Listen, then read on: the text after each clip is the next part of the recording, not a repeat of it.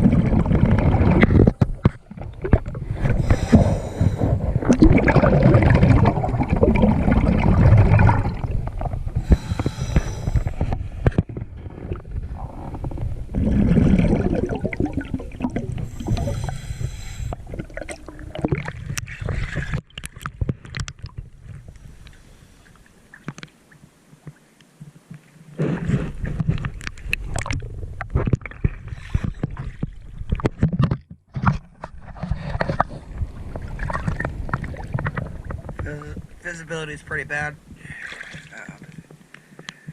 Still got this surface line over here to do, but it did clean up good.